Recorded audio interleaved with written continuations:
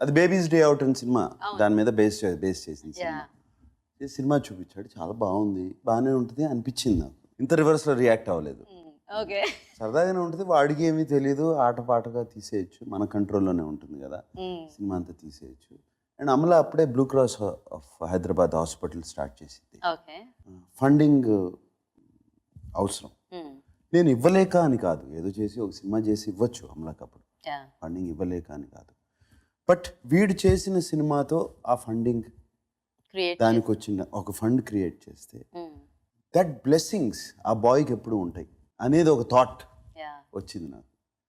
అడిగారు cinema, then I explain this to Amala.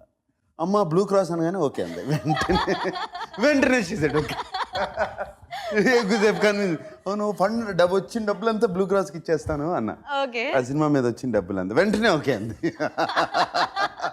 Good idea కదా యాక్చువల్గా.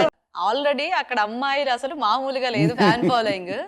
అఖిల్కి ఎలాంటి అమ్మాయి నచ్చుతుంది అనేది మీకేమన్నా ఐడియా ఉందా?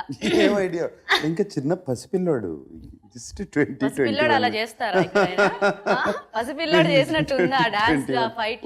బోల్ టైం ఉంది, అంతే అంటారా? Let him enjoy his life. Okay Akhil, enjoy your life. Please subscribe. Please do subscribe. Please subscribe. Please subscribe. Please subscribe to our YouTube channel.